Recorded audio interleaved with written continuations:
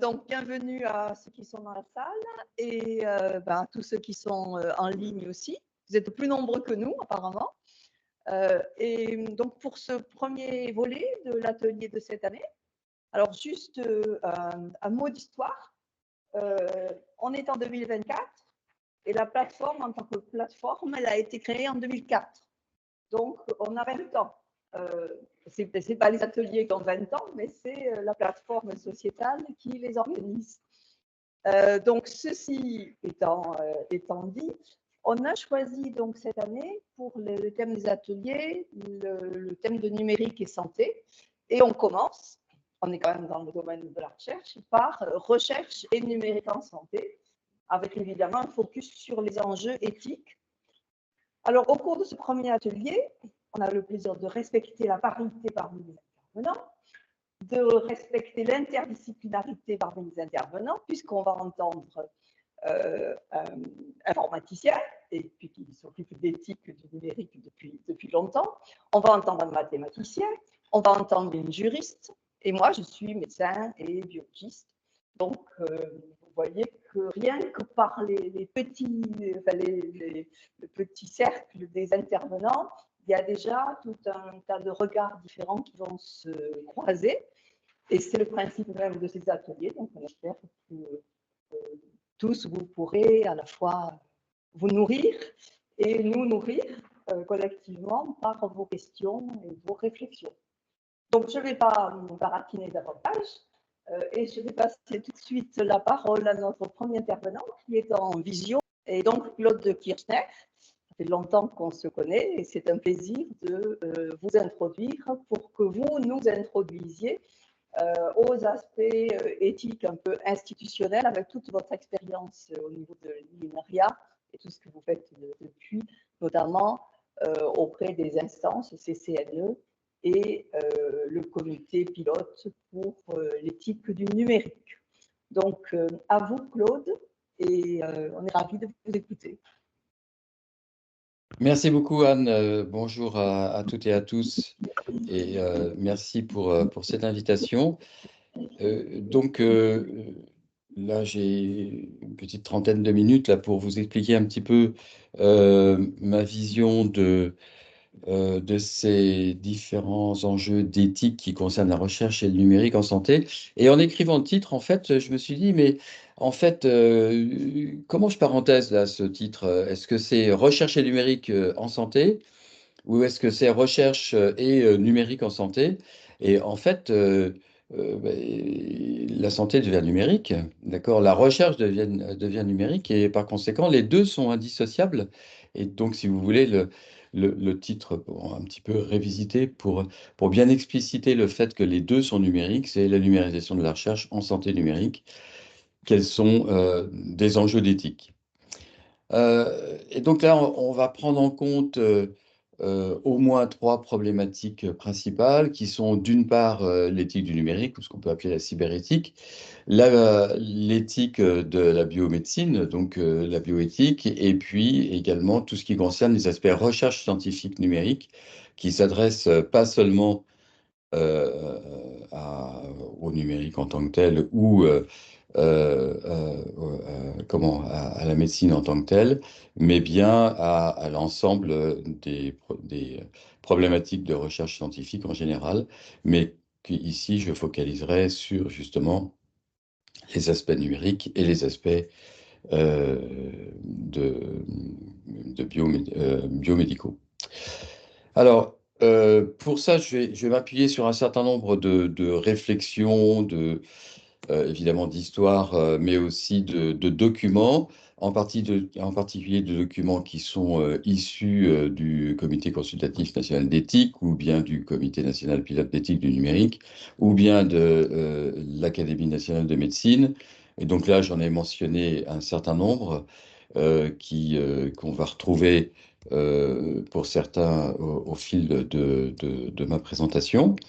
Et puis d'autre part, il y a évidemment des sources internationales dont je mentionne ici un certain nombre. Donc pour ce qui concerne en particulier la recherche et plus spécifiquement l'éthique de la recherche en numérique. Donc, il y a un forum qu'on a lancé il y a maintenant presque 3 ans qui s'appelle Beyond Compliance. Et donc, on reparlera de cet aspect euh, de conformité un peu plus tard. Tout ce qui concerne également la coopération autour de l'Europe, de la communauté européenne plus précisément pour tout ce qui concerne l'éthique, que ce soit l'éthique médicale ou l'éthique du numérique ou d'autres éthiques, d'accord? Et on en est à la 33e rencontre qui va se passer à Bruxelles au mois de mai.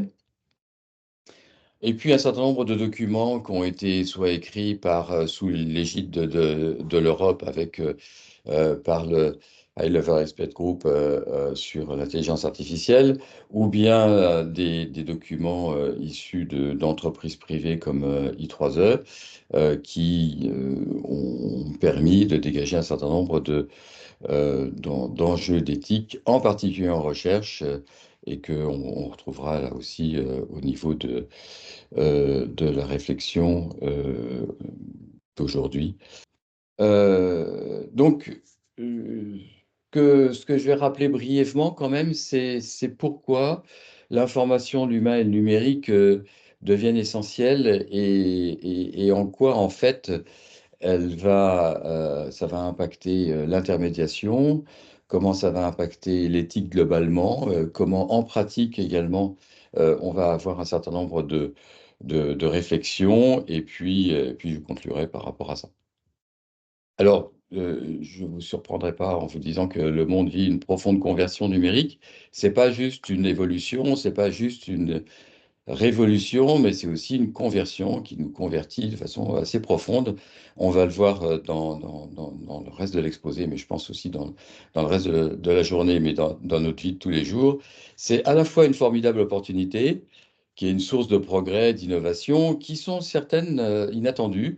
Et donc là, je vous flash quelques exemples très rapidement sur de l'appropriation typiquement de services numériques auxquels on ne s'attendait pas nécessairement, comme celle-ci, hein, sur des panneaux d'affichage de la ville de Paris, comme celui-ci, c'est-à-dire que typiquement comment on va utiliser un chatbot, comment en fait un enfant qui est atteint de troubles du spectre de l'autisme va utiliser un chatbot comme étant son meilleur ami. Et évidemment, le chatbot n'a pas été conçu euh, dans cette, euh, dans cette optique. Et puis, des points plus récents qui nous amènent à avoir des images de ce type-là, et dont, quand je suis, quand je suis plus en interactif, je demande à la salle, mais qui a fait ce tableau? Alors, c'est évidemment pas Van Gogh, hein, qui ne connaissait pas le Golden Gate Bridge, que vous avez peut-être reconnu. Mais est-ce que, comme le disent un certain nombre de personnes, c'est l'IA générative qui a généré ce tableau ou autre chose? Bon, alors là, je vais vous donner la réponse parce qu'interactivement, c'est pas tout à fait évident d'avoir un petit peu vos retours. Mais là, l'idée, c'est que c'est clairement l'humain qui a généré ce tableau et que ce tableau, en fait, le numérique et en particulier tous les systèmes d'IA générative ont servi de pinceau à l'humain pour pouvoir dessiner cette image. Alors évidemment, là, on reprend un certain style qui caractérise Van Gogh, mais ça, c'est justement l'intérêt de ces techniques, de faire en sorte que le pinceau, comme d'ailleurs les pinceaux physiques, peuvent faire des gros traits, des petits traits ou donner des effets différents. Donc c'est une évolution qui inclut ce que nous ne voyons pas ou ce que nous ne voyons plus. Je pense que c'est vraiment important de se le rappeler aussi, parce que on ne serait pas là ensemble aujourd'hui sans le numérique, la production d'énergie, la gestion des fluides, les chaînes logistiques, donc par exemple les approvisionnements de supermarchés. Typiquement, si on n'avait pas eu le numérique, le confinement lors du Covid, on aurait eu des tickets de rationnement, par exemple, pour pouvoir gérer les flux, etc. Donc, on n'en a pas eu besoin et on a eu presque l'impression que c'était naturel. Bien sûr, la recherche scientifique qui adresse tous les domaines sans aucune exception. Bon, là, j'en ai mentionné un certain nombre, de l'astronomie jusqu'à l'économie ou l'informatique. L'agriculture, bien sûr, le biomédical, on va en parler beaucoup, et puis aussi le militaire, malheureusement très à l'actualité aujourd'hui. Alors, j'ai l'habitude d'insister sur le fait que le numérique, ça inclut l'IA, mais le numérique, c'est quoi? Bah, ça désigne l'ensemble des sciences, technologies et usages qui traitent du concept d'information, souvent exprimé sous forme numérique. Et donc là, on va avoir les sciences comme l'informatique, la science des réseaux, mais il y a aussi l'apprentissage machine, une partie des mathématiques, mais aussi, ce qui est important, tout ce qui va concerner les sciences cognitives et les technologies et usages qui sont issus de l'ensemble de ces sciences et technologies. Voilà, ça inclut l'IA. Je ne vais pas détailler ici parce que bien souvent, là, je pense que vous avez déjà réfléchi à ce sujet, mais j'insiste sur le fait que l'IA est le nom d'un domaine scientifique et technologique du numérique. Ce n'est pas un domaine scientifique en lui-même, je dirais, et il est complètement environné. Et aujourd'hui, séparer l'IA du numérique serait juste conceptuellement euh, sans sens scientifique ni technologique. Alors, le numérique a une application universelle hein, qu'on peut expérimenter tous les jours dans notre vie personnelle ou professionnelle. Là, je donne quelques exemples en santé. Alors, évidemment, autour de la télémédecine, qui ne concerne pas juste les échanges à distance entre un patient et un ou plusieurs médecins, mais aussi qui va agglomérer, qui va inclure nécessairement l'utilisation de technologies numériques, typiquement pour acquérir les données du patient, pour également permettre l'établissement de diagnostics et éventuellement de pronostics. Tout ce qui concerne la numérisation des salles d'opération, donc là, on voit en particulier un robot Da Vinci là, qui sépare clairement le chirurgien du patient de quelques mètres en général.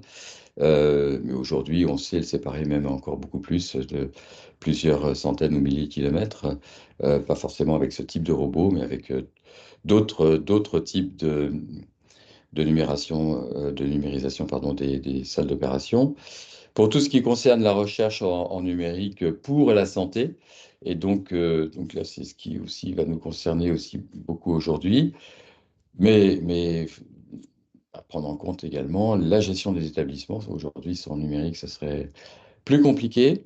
L'aide au diagnostic et au traitement, on va y revenir. Tout ce qui concerne la génomique, donc là, un pan énorme qui implique énormément de numérique aussi.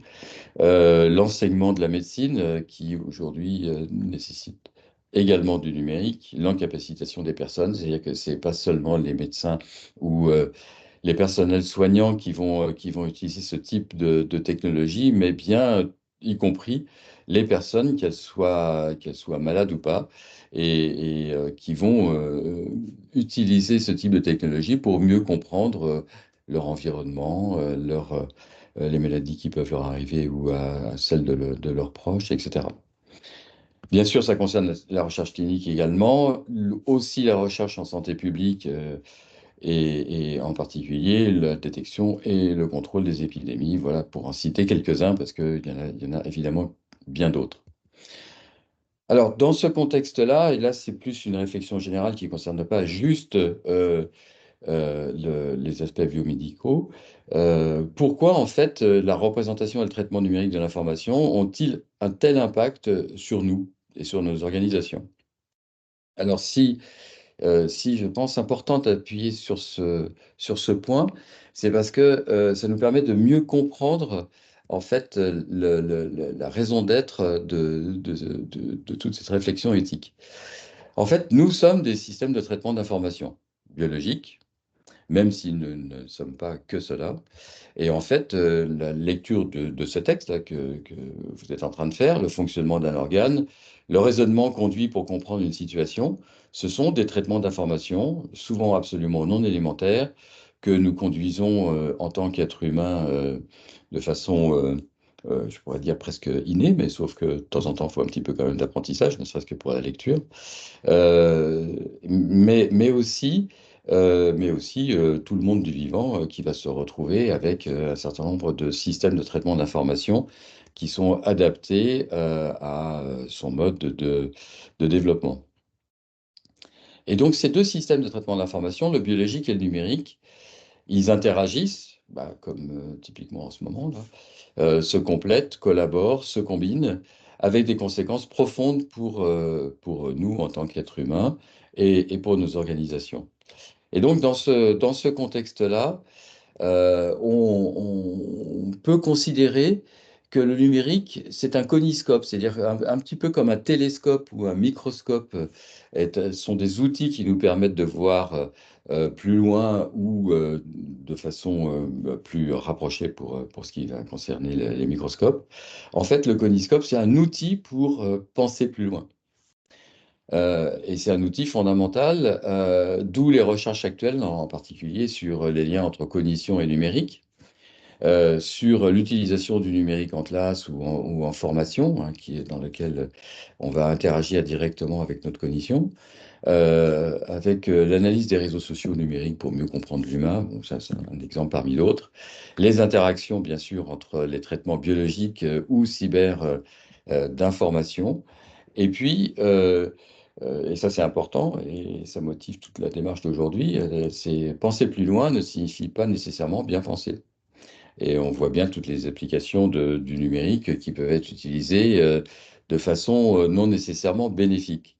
Et pour ça, donc, en petit exercice, en devoir à la maison, là, n'hésitez pas à identifier dans vos activités quotidiennes vos utilisations du coniscope. Et vous verrez que la part qu'on fait à l'utilisation de cet outil est absolument remarquable, même si c'est quelque chose on n'identifie pas toujours en tant que tel. Alors, dans ce contexte-là, il y a un point important sur lequel j'ai besoin d'avoir quelques éléments, qui est l'intermédiation numérique. En fait, quand deux personnes veulent échanger entre elles, elles peuvent se parler en direct, comme vous êtes capable de le faire par exemple dans la salle là, en ce moment, ou se parler au téléphone. Et là, je parle de téléphone analogique et pas nécessairement de smartphone, qui est une autre façon de discuter. Vous allez voir pourquoi il y a une différence. Se parler au visiophone aussi, ou se parler en réalité augmentée. Et donc, dans tous les cas, là, on est dans des situations d'intermédiation. Et dans ces différentes situations, vous voyez que pour les deux premières, en fait, se parler en direct, ben, on va avoir l'intermédiation va être faite par le son et donc par l'intermédiaire de l'air, hein. Si on était dans l'eau ou si on était dans le vide, ça marcherait pas bien. Et donc en particulier la sonorisation du film La Guerre des Étoiles, ben, vous pouvez vous poser la question d'où vient le son.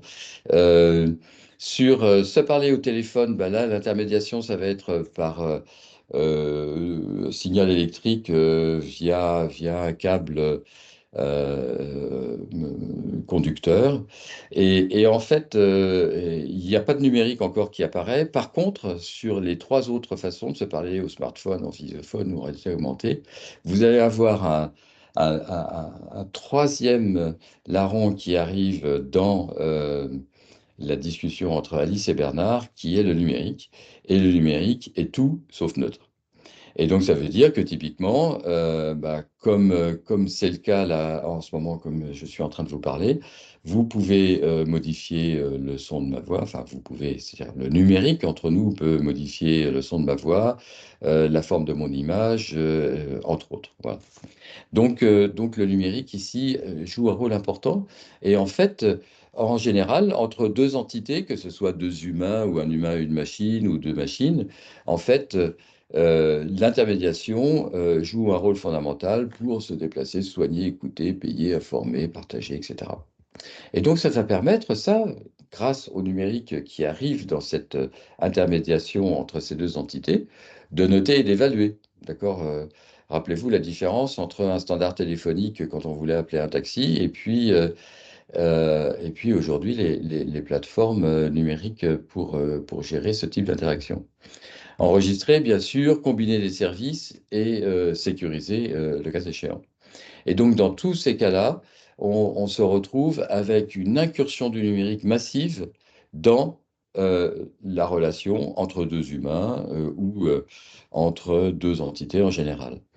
Et donc, pour ce qui nous concerne aujourd'hui, on voit que le soignant, la machine et le patient, ça va créer une combinaison d'intermédiation.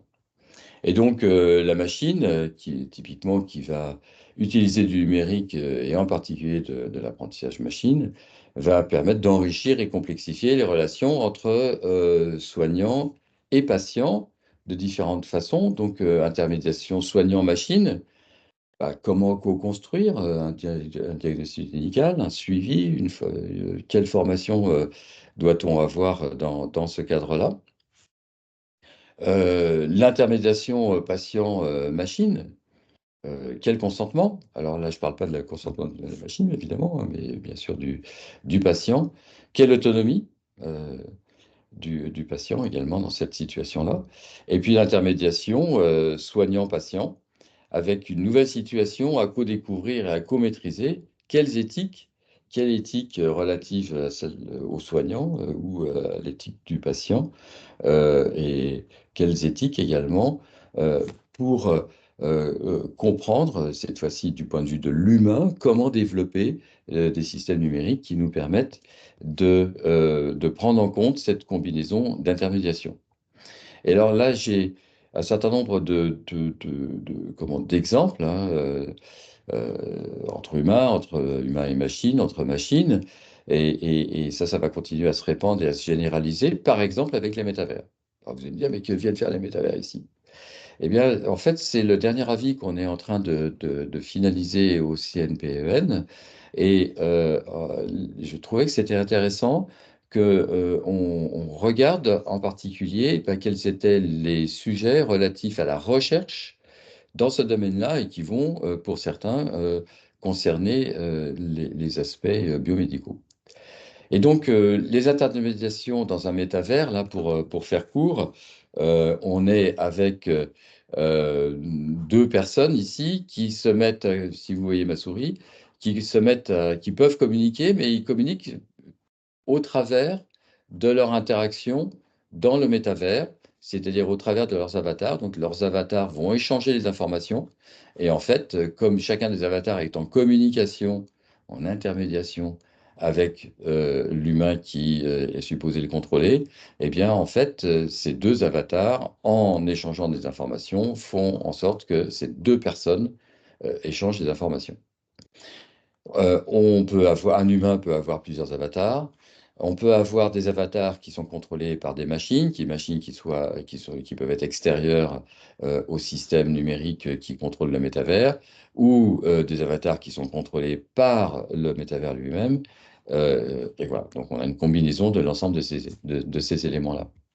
Et en fait, donc un certain nombre de résultats que nous avons identifiés, pardon, d'enjeux d'éthique que nous avons identifiés concernant la recherche dans ce cadre-là, en fait, je pense que ça s'applique complètement à la réflexion que vous avez aujourd'hui sur le sujet. Et donc là j'ai fait un copier-coller, donc c'est un peu dense, j'espère que vous arrivez à le lire à distance. Mais c'est pour vous montrer un petit peu comment est-ce on a réfléchi et comment est-ce on a conçu ces différentes recommandations relatives à ces enjeux d'éthique. Et donc, l'idée, c'est de développer au niveau français, européen, international des programmes de recherche multidisciplinaire. Donc, ce qui est important là, c'est multidisciplinaire, étudiant en particulier les impacts des métavers, tant physiologiques que psychologiques. Vous voyez que là, on frôle la médecine à court, moyen et long terme. et en visant à formuler des recommandations. Alors, ces recherches devront nécessairement prendre en compte les situations où l'utilisateur est isolé lors de son expérience immersive, dans la mesure où l'absence d'accompagnement par un tiers peut amplifier certains de ces effets ou en créer de nouveaux. Vous remarquerez que quand on est dans un colloque singulier, le patient, il est aussi tout seul par rapport à un médecin ou je dirais plus globalement par rapport à la médecine. Donc on a une situation un petit peu similaire. Et puis, donc, l'idée, c'est d'intégrer des questionnements éthiques dans tous ces programmes en relation avec les comités d'éthique des institutions de recherche. Et ces projets devraient en particulier, donc vous voyez, avant de détailler un tout petit peu plus, j'insiste sur le fait que c'est en relation avec les comités d'éthique des institutions de recherche qui sont des éléments importants dont je parlerai quasiment pas davantage aujourd'hui, mais pour lesquels, en fait, les chercheurs, les scientifiques doivent pouvoir se reposer. Or, aujourd'hui, il n'existe pas nécessairement développé de façon suffisamment importante dans tous les instituts de recherche. C'est-à-dire que typiquement au CNRS, quand vous n'avez pas un comité opérationnel de recherche qui vous permette de vous aider à réfléchir sur tel ou tel sujet. Bien sûr, au CNRS, il y a le COMETS, mais qui est un comité de réflexion sur l'éthique en général, mais pas sur un certain nombre de sujets opérationnels qui peuvent se poser dans le cadre de projets de recherche. Alors, dans les recommandations qu'on fait, la P1, donc P, c'est pour ce qui concerne les personnes, porter sur ces projets devraient en particulier porter sur les effets touchant à l'intégralité psychique de la personne, tels que la dépendance, le harcèlement, les agressions, les extorsions vécues dans un contexte immersif, ou encore la manipulation fondée sur le transfert émotionnel et le recours aux techniques de captologie dans la conception des univers virtuels. Vous remarquerez que cette recommandation-là pourrait aussi se particulariser dans un certain nombre d'événements qu'on rencontre à l'heure actuelle sur justement peut-être le non-respect par un certain nombre de personnels médicaux de justement euh, de la prise en compte de l'intégrité psychique de la personne et de la dépendance éventuelle par rapport au personnel de santé. Pour la P10, les autres ne concernent pas nécessairement la recherche, hein, entre le 2 et le 9. En particulier, il faudrait viser à comprendre les effets physiologiques et psychologiques de l'utilisation des métavers spécifiques aux personnes vulnérables. Et ça sera en particulier vrai quand on va vouloir utiliser les métavers pour pouvoir justement gérer de la télémédecine ou un certain nombre de formations autour de la médecine. La P13 visait à comprendre les effets physiologiques et psychologiques de l'utilisation des métavers spécifiques aux enfants et aux adolescents. Voilà, je ne détaille pas plus, mais on a collaboré avec le comité d'éthique pour les données d'éducation afin de comprendre les effets possiblement induits sur les enfants ou les adolescents concernant la construction de leur identité, afin d'envisager tout déploiement plus important de ces usages, dans les métavers en particulier, dans le domaine scolaire et périscolaire. Une dernière pour les personnes sont identifier et analyser les risques d'anthropomorphisation pouvant résulter du choix d'un avatar reprenant des caractéristiques humaines dans son comportement. Là aussi, vous voyez, tout ça, c'est des sujets de recherche, hein, donc, euh, euh, qui vont nous intéresser globalement. Ensuite, du côté société, donc le S10, ça va être visé à concevoir des algorithmes de reconnaissance comportementale pouvant déclencher l'enregistrement à partir de la détection d'un comportement supposé à risque pour l'utilisateur. Donc là, si vous voulez, c'est pour pouvoir en particulier avoir la notion de preuve qui va s'introduire. Et vous voyez aussi que dans le milieu médical, ce type de preuve aujourd'hui pose de sérieuses questions. Et donc, comment est-ce que que ce soit d'un point de vue recherche comme d'un point de vue plus opérationnel, on peut permettre aux praticiens de comprendre à quel moment on va avoir besoin de plus d'analyse du comportement de chacun des protagonistes. Et puis pour tout ce qui est l'environnement, donc la E3, qui va aussi concerner typiquement, et vous le savez, tous les aspects recherche médicale. C'est typiquement tout ce qui va concerner une certaine, enfin tout l'impact environnemental et énergétique autour de la mise en œuvre de la médecine.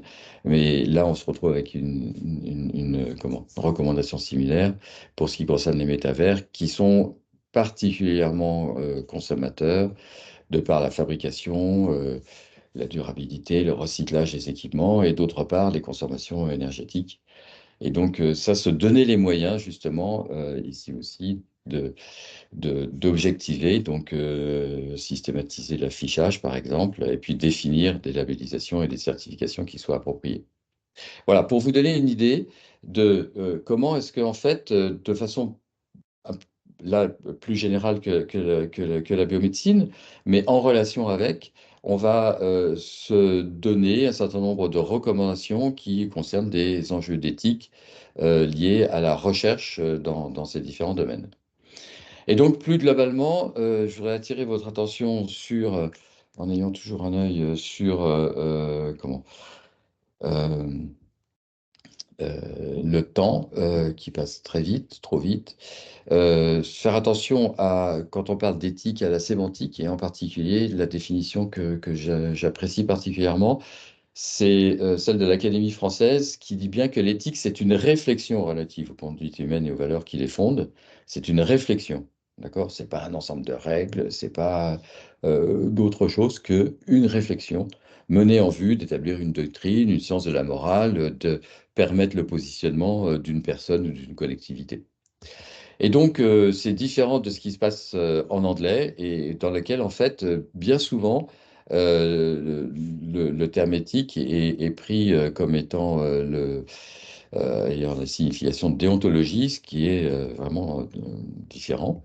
Et là, je résume très brièvement un certain nombre de points qui peuvent être confondus à certains moments entre l'éthique, la morale, la déontologie, l'intégrité, le droit. Je n'ai pas le temps de détailler davantage. Mais je voudrais insister sur le fait que l'éthique, c'est surtout pas de la conformité. Hein, c'est-à-dire typiquement la qualité de ce qui est conforme à un règlement, par exemple le RGPD ou par rapport à une loi. Et donc, dans ce contexte-là, les éthiques médicales et numériques se combinent. Et ce qui est intéressant de voir, c'est que elles sont différentes, et donc que ça fait d'autant plus sens qu'elles se combinent. Et là, je vais prendre deux exemples dans lesquels, en fait, par exemple, le principe de bienfaisance, qui est cette obligation de procurer des bénéfices et de mesurer les bénéfices par rapport aux risques dans le cadre des principes d'éthique biomédicale, oh ben, en fait, si le patient est au cœur de l'éthique biomédicale, tous les systèmes numériques ne sont pas conçus pour le bien de leurs utilisateurs, sauf erreur de ma part. Et donc, vous voyez qu'on a une différence ici notable relative au principe de bienfaisance. On a une autre différence également, typiquement dans le cadre du principe d'explicabilité qui est important, en particulier en numérique. Ça ne veut pas dire qu'un tel principe n'a pas de sens également du côté médical, mais par contre, on le voit beaucoup moins et il n'apparaît pas en tant que tel. Et je dirais c'est justement un des effets intéressants du ping-pong entre les deux ensembles de principes autour de la bioéthique ou de la cyberéthique, c'est que justement, cette question d'explicabilité, aujourd'hui, elle devient de plus en plus forte et importante dans le milieu médical, même si elle ne fait pas partie des quatre principes fondamentaux d'éthique biomédicale, qui sont donc l'autonomie, la bienfaisance, la non-bienfaisance et la justice. Je vais vite pour vous donner des exemples issus des progrès récents en IA générative. Donc ça, c'est issu d'un avis récent du CNPEN autour, globalement, qui nous a été demandé de réfléchir autour de ChatGPT et de ce type de système par le ministre du numérique, Jean-Noël Barrot. Et en fait, bon, là, je n'ai pas le temps d'expliciter les principes de conception, les potentiels d'application possibles, etc. Mais je voudrais, c'est insister sur le fait que les potentiels d'application sont multiples, en particulier à destination d'humains, d'accord, que ce soit des synthèses, donc par exemple synthèse d'un compte-rendu médical, tout ce qui concerne les aspects diagnostic médical, compte-rendu d'intervention, traitement, ordonnance, tout ça, ça peut être des applications potentielles de ce type de système. C'est intéressant de voir qu'aujourd'hui, y compris dans les meilleurs journaux de médecine comme le New England Journal of Medicine, on voit un certain nombre d'articles qui essayent de comprendre quels sont les impacts de ce type de système dans le contexte médical. Alors, les enjeux d'éthique sont multiples. Je ne vais pas tous les détailler ici, mais je voudrais insister en particulier sur comment apprendre à se servir de telles capacités numériques. Et aujourd'hui, je pense que c'est aussi un challenge pour la recherche de faire en sorte qu'on arrive à mieux comprendre comment, en clinique, comment typiquement les médecins ou les différents soignants qui interviennent peuvent mieux apprendre à se servir de ces capacités numériques. Euh, je vais en faire un ou deux là, mais je vais pas tous les faire. Euh, donc, réfléchir à l'éthique dans la conception et la recherche sur les systèmes d'IA générative, et en particulier envisager de manière méthodique une solution technique fondée sur les recherches visant à réduire et à faire disparaître la tension éthique, puis à évaluer cette solution dans des contextes d'usage réalistes, dans le cas où on se retrouve avec une tension éthique dans la conception même. Et ça, c'est exactement ce qui se passe quand on est en train de faire en recherche, quand on va se retrouver avec des situations dans lesquelles on se dit, mais comment est-ce que je vais pouvoir résoudre cette tension? Bah, l'idée, c'est que, y compris au niveau de la recherche, on puisse essayer de comprendre comment on peut mieux identifier la tension et apporter éventuellement des solutions, même si on sait que c'est, dans le cas de dilemme, bah, il y a des situations dans lesquelles on ne sait pas apporter de solution. Voilà, je vais faire très court parce que là, j'ai le temps à passer de façon fulgurante je voudrais insister sur euh, un point relatif aux sources de qualité pour l'apprentissage qui se pose évidemment pour la recherche et donc pour lesquelles il faut à la fois être capable de comprendre comment avoir de bonnes données, de bonnes informations de base.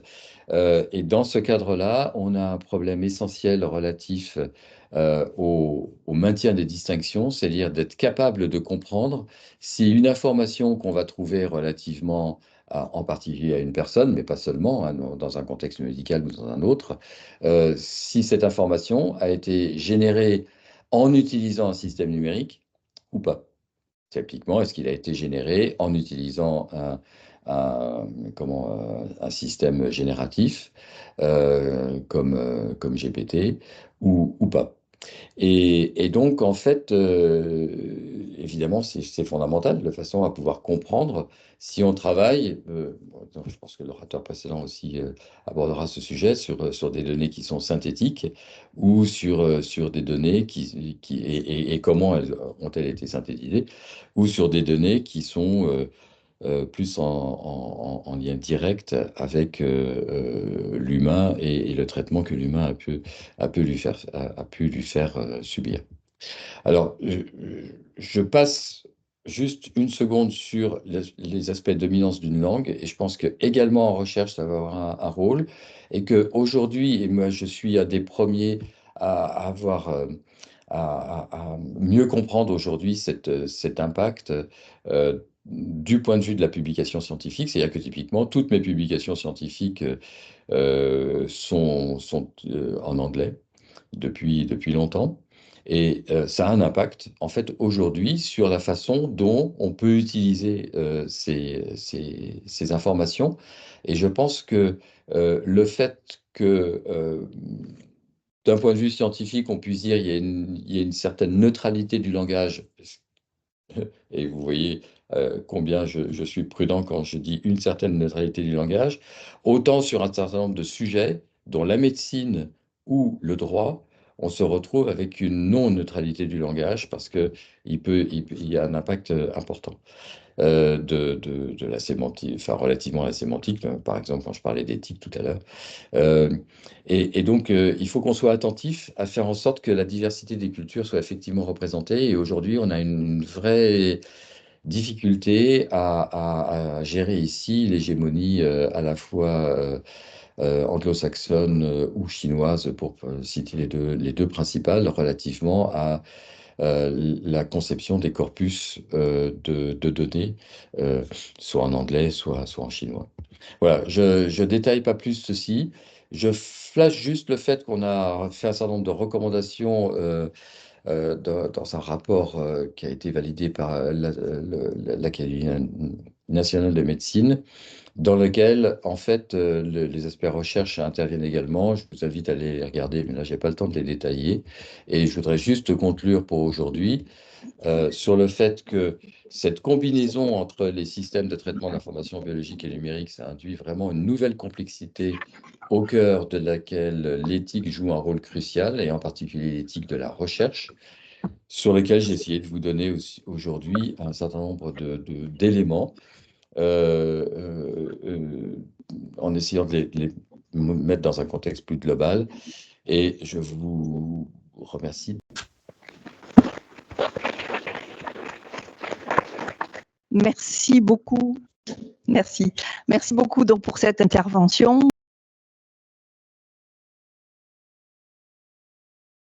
Donc, on va passer à la suite. Donc, maintenant, on va passer à des exemples dans la recherche. Et c'est en fait un mathématicien, un collègue, Nicolas Savy, qui va nous parler des big data, des données massives, avec en particulier des exemples concernant les données synthétiques et ce qu'il appelle les approches in silico en recherche médicale. Alors, merci beaucoup. Bien, eh bien, tout d'abord, merci pour l'invitation à cet atelier cet après-midi. Même si je dois avouer que quand j'ai demandé de quoi vous voulez que je parle, on m'a demandé de parler de big data, de données massives, de données synthétiques, d'approche in silico. Et j'étais un petit peu embêté pour trouver une présentation qui colle à tout ça. Donc, j'ai fait de mon mieux et j'ai essayé de prendre une approche un peu historico, enfin comme j'ai pu, quoi. Alors, je vais commencer par justement faire le schéma de la présentation, pas le plan, mais le schéma de la présentation. Alors, premier point, c'est une évolution de la médecine qui, de mon point de vue, est passée de ce qu'on pourrait appeler une médecine factuelle à une médecine dite de précision, en passant par une médecine personnalisée. Donc, tout le vocabulaire va trouver explication un petit peu après. En tout cas, encore une fois, c'est mon point de vue de mathématicien sur la question. Au regard de ça, on a eu une évolution, c'est moindre, c'est un euphémisme, hein, c'est plutôt une révolution des données, cause, conséquence, je ne sais pas, d'un certain nombre d'évolutions technologiques. Toujours est-il qu'on est passé de la gentille petite base de données au big data, ensuite aux données massives. Il y a une petite différence, à mon sens, entre ces deux notions, et on a aux données synthétiques. Alors, le passage entre la médecine factuelle et la base de données, c'est l'essai clinique randomisé, donc je vais m'appuyer un peu sur cet objet-là. Le passage entre le big data et la médecine personnalisée, je vais le passer sous silence parce que ce n'est pas super pertinent. Et puis, il y a eu le passage de la médecine de précision qui s'appuie massivement sur les données massives, justement. Et puis, la dernière étape, le passage des données synthétiques vers les médecines de précision qui demandent, ça va être un peu le final de cet exposé, la conception de nouveaux designs expérimentaux. Alors, j'adore commencer par ce slide quand je viens à la fac de médecine parce qu'il est éminemment polémique. Ça, c'est une citation de Voltaire qui nous disait donc, il n'aimait pas trop les médecins, Voltaire, je ne sais pas si vous le saviez. Les médecins administrent des médicaments dont ils savent très peu à des malades dont ils savent moins pour guérir des maladies dont ils ne savent rien. Donc ça, c'était la médecine du XVIIIe siècle. Et finalement, l'idée est restée assez longtemps de se sentir obligé de prouver ce qu'on voit. Et c'est le concept de médecine factuelle. Alors, les gens le datent, j'ai cherché sur ChatGPT quand est-ce que c'est apparu. Donc c'est Cochrane, 72, qui a évoqué le besoin nécessaire de preuves scientifiques pour guider la pratique médicale, c'est-à-dire pour faire en gros la relation entre une exposition et un état de santé, et en tout cas d'essayer de montrer autant faire se peut que cette relation elle est causale. Alors, qui dit approche causale dit dans un premier temps une approche statistique, mais l'approche statistique, c'est pas forcément causal. Alors là, encore une fois, j'ai un super exemple, c'est celui-ci, où on a un coefficient de corrélation qui est de 98% entre le taux de consommation de margarine et le taux de divorce dans l'état du Maine. Allez en voir une causalité, je vous y encourage. Donc en tout cas, on avait besoin de plus pour réussir à avoir cette approche causale à partir de données statistiques. Alors bon, il y a tout un tas de notions autour de tout ça. Le point de départ, c'est assez ancien, c'est Platon, avec son principe de causalité qui nous dit que sans l'intervention d'une cause, rien ne peut être engendré. Donc, intervention. Après, bon, ça a été affiné, les critères de Bradford-Hill, etc., etc. En tout cas, l'approche méthodologique des essais cliniques est basée donc sur un protocole d'études qui spécifie le mode de recueil de données, le déroulement de la recherche et les méthodes d'analyse de données. Ce qui est important, je prends un petit exemple d'un design d'un essai clinique à deux bras parallèles pour la comparaison de deux groupes. On a l'inclusion des patients, on a une intervention à l'étude, l'intervention alternative qui me fait donne naissance à deux groupes de patients, le groupe 1 et le groupe 0. Et si je veux mesurer l'effet de l'intervention, ça se mesure de manière très globale, c'est des grandes lignes, par ce qu'on appelle l'average treatment effect, qui est donc la moyenne de la différence entre ce qui se passe si le patient reçoit le traitement et ce qui se passe si le patient ne le reçoit pas. Alors ça, c'est bien gentil, mais étant donné un patient, il n'a pas le choix, soit il reçoit le traitement, soit il ne le reçoit pas. C'est-à-dire que simultanément, ces deux observations ne peuvent pas être mesurées. On y reviendra après parce que justement, les données synthétiques, on va voir. Alors là, c'est une petite formule, histoire de faire plaisir à Emmanuel, que l'idée centrale de la recherche clinique, finalement, c'est de se dire, je vais estimer cet average treatment effect par la moyenne de ce qui se passe pour les patients qui sont dans le groupe 1 et la moyenne des patients qui sont dans le groupe 2. Bien. Et puis, autant faire se peut, il faut que cette estimation soit non biaisée, c'est-à-dire non perturbée par des signaux extérieurs. Donc, grosso modo, la qualité de la recherche est basée sur la notion de biais qui va être importante dans la suite de ce que je vais vous raconter. Donc, la question de la qualité d'une recherche médicale est donc une question de biais. C'est une erreur méthodologique qui peut conduire à une sur- ou à une sous-estimation du paramètre étudié. Toutes les études présentent des biais, ce n'est pas forcément grave. L'essentiel, c'est de les contrôler et de limiter les conclusions dans le cas où ils se présentent. Là, j'ai fait une petite liste des biais standards, biais de sélection, biais de confusion, biais d'information, biais d'attrition, etc. Il y en a plein d'autres. Toujours est-il que c'est là où je voulais en venir, c'est que dans le contexte de la médecine factuelle, il y a un gold standard, c'est l'essai clinique randomisé, contrôlé randomisé, pardon. Le groupe contrôle qui nous met en évidence la différence entre ce qui est dû à l'intervention à l'étude et ce qui est dû à l'histoire naturelle de la maladie. J'avais une autre citation de Voltaire que j'ai encore mis sous silence ici, qui nous disait que l'art de la médecine consiste à divertir le patient pendant que la nature le soigne. Voilà. Je n'allais pas m'acharner trop sur vous aujourd'hui. Et puis, maîtriser le biais d'information dans le cas où on a un groupe contrôle placebo. Deuxième axe, c'est la randomisation qui nous permet de maîtriser ces biais de sélection et ces biais de confusion. Bon, voilà, donc ça, c'est un peu le schéma sur lequel on est toujours d'ailleurs. Maintenant, je vais passer à l'évolution de la donnée. Alors, les données dans le cadre d'un essai clinique randomisé, c'est des données relativement simples, c'est des bases, au mieux des bases, voire des fichiers, c'est-à-dire des choses sur un tableau Excel, quoi, pour ainsi dire. Et puis, ben, le problème, c'est que, enfin, la problématique, c'est que ces données, elles ont évolué. Dans les années 70, donc c'est à relier justement avec les années 72 du début de la médecine factuelle. La structure d'un document, c'était un fichier de données.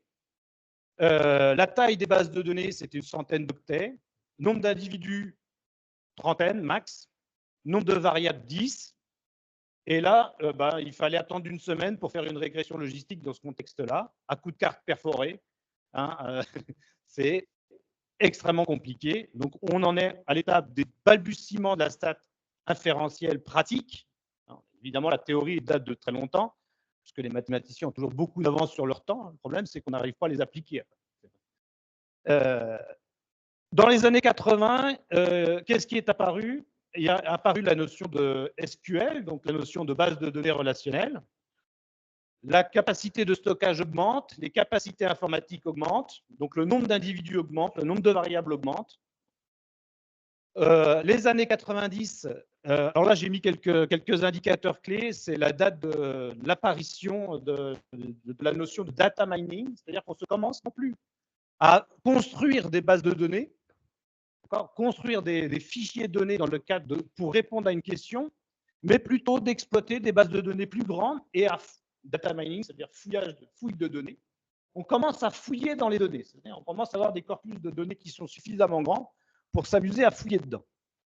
Donc là, on a le nombre d'individus qui reste relativement raisonnable, mais par contre, on a le nombre de variables qui commence à augmenter.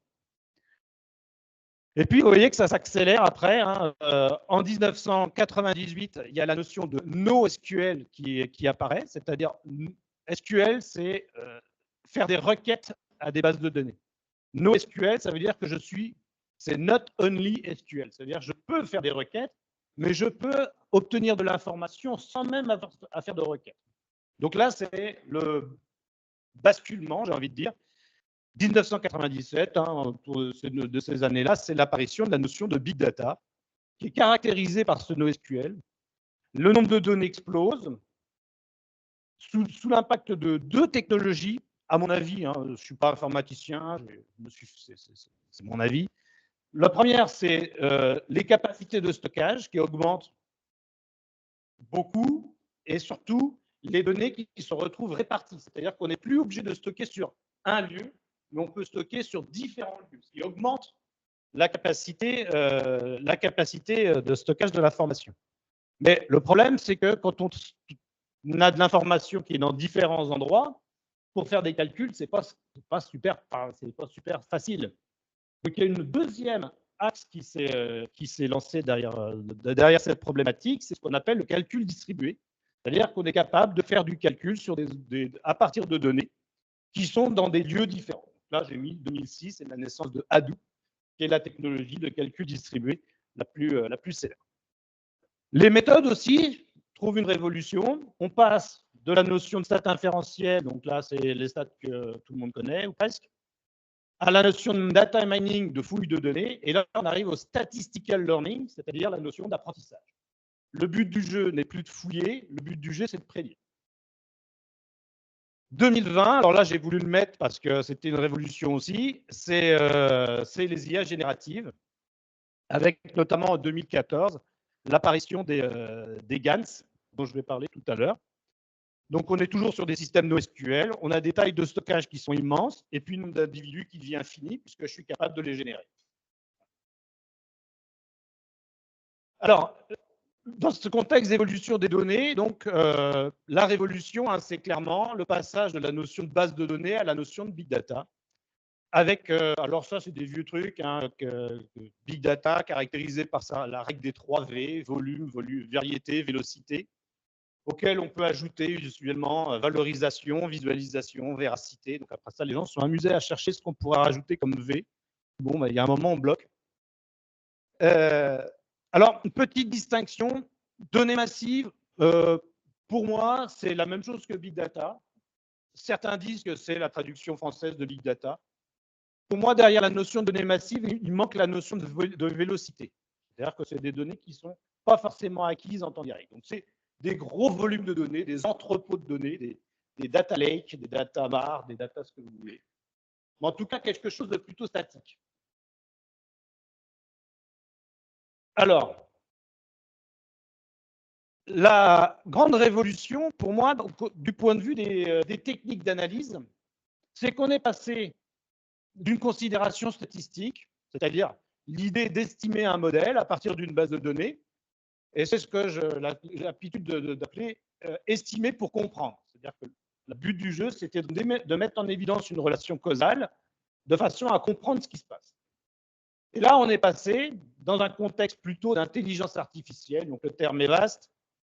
L'idée n'est plus d'apprendre, d'estimer un modèle, mais plutôt d'apprendre un modèle. Et encore, qu'en modèle il y a. On n'est plus à partir de bases de données, on est plutôt à partir de données massives.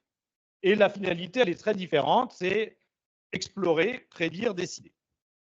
Alors,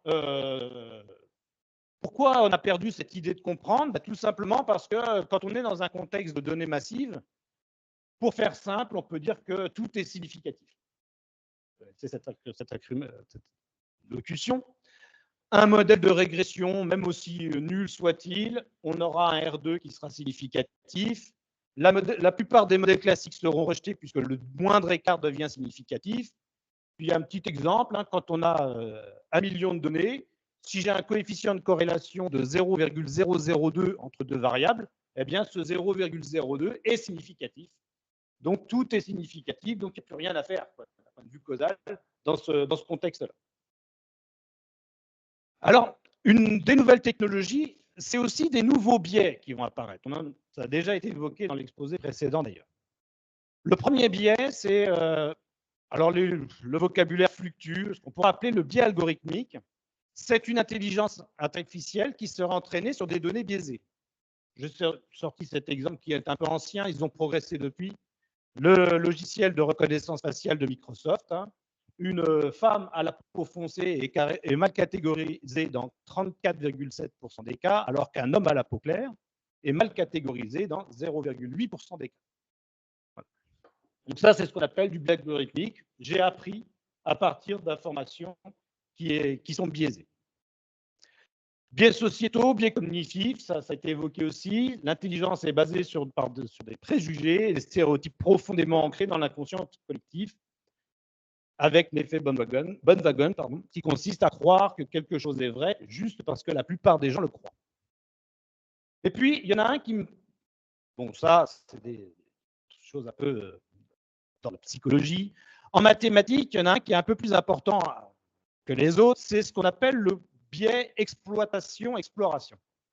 Alors ça s'illustre très bien avec une situation d'apprentissage qui est très classique et très simplifiée, c'est ce qu'on appelle les bandits. Bon, ça s'appelle comme ça. Des machines à sous. Imaginons, on a 3 machines à sous dont la probabilité de gagner est complètement inconnue. Et à chaque itération, je vais essayer une des 3 machines à sous et je vais regarder ce qui se passe. Donc, première itération, j'ai essayé la première machine à sous, j'ai gagné.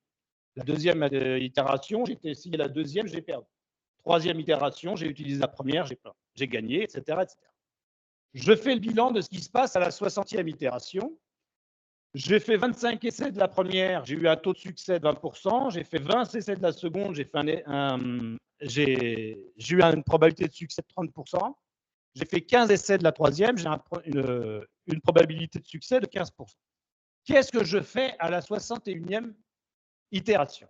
Eh bien là se pose à moi ce qu'on appelle un dilemme, c'est ce qu'on appelle le dilemme exploitation-exploration.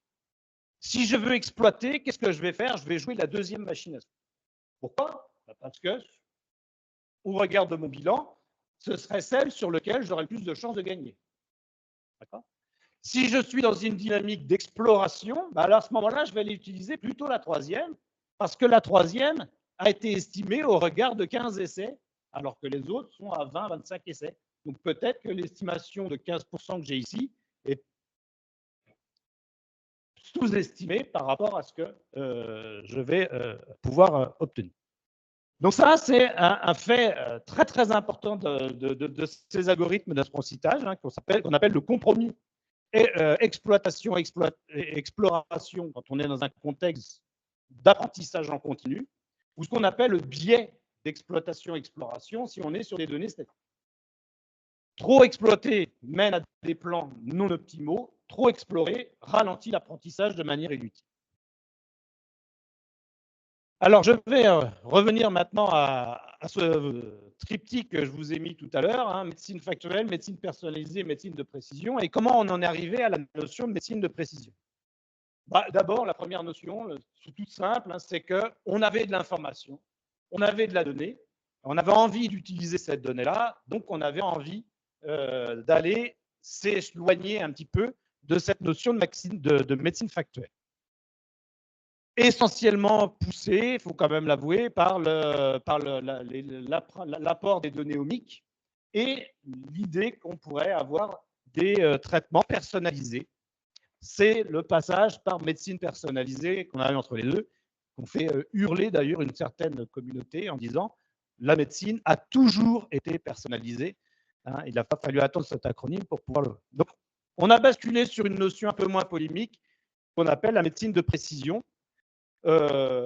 Essentiellement sous la pulsion de Barack Obama en 2015, hein, avec l'initiative Precision Medicine qu'il a lancée, et dont l'idée est d'utiliser pour le traitement des maladies une approche qui tient en compte des données individuelles du patient en termes de génétique, environnementale et habitudes de vie.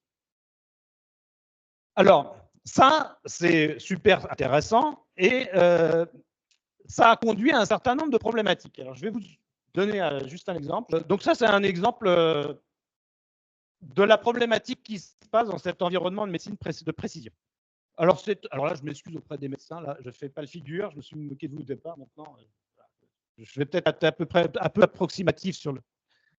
Donc le crizotinib, qui est un inhibiteur de la tyrosine kinase, qui a montré une efficacité donc de l'ordre de 50%. Là-dessus est arrivée la notion de médecine de précision, de médecine personnalisée, donc des recherches de gènes qui pourraient affluer sur les performances du médicament. Et là, alors là, on ne voit rien, mais on se rend compte que quand on a un certain nombre de gènes, eh bien, on a des taux de réponse au traitement qui deviennent nettement supérieurs à 50%.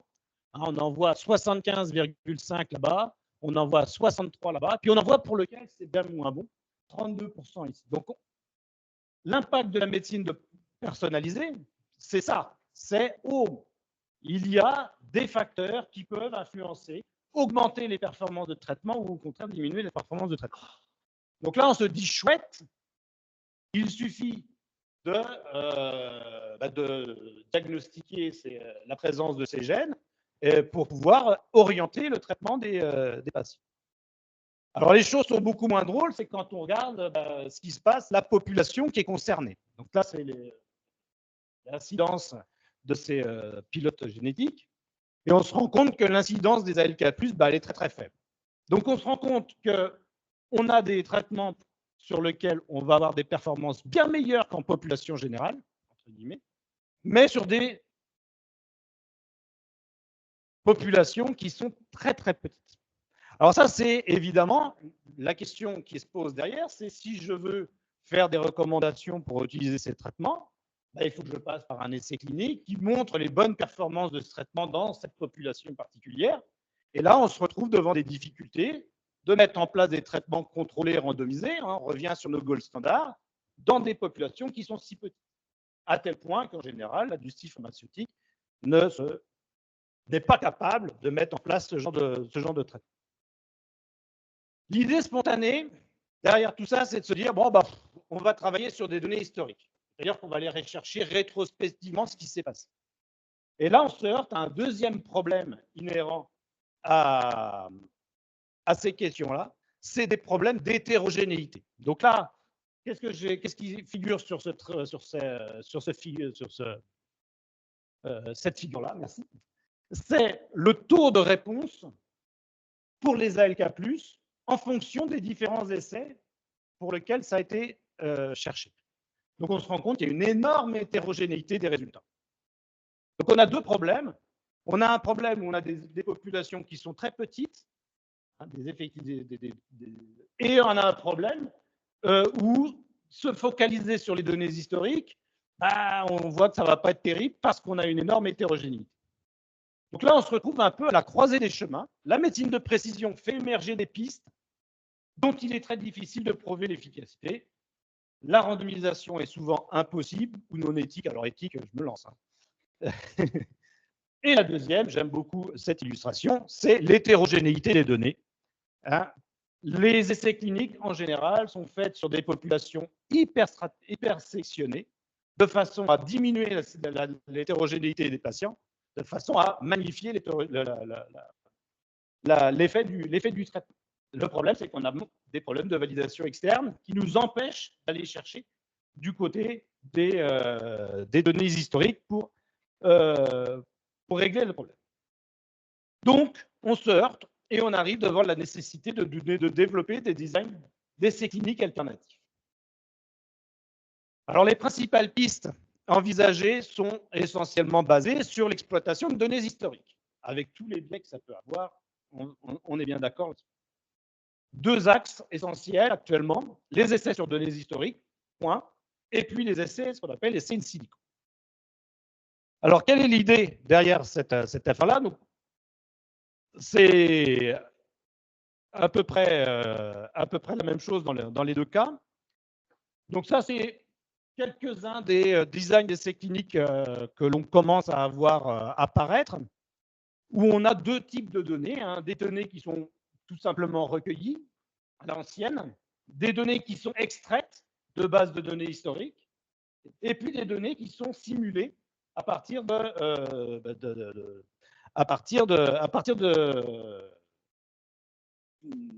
modèles de génération qui sont eux-mêmes appris à partir de données historiques.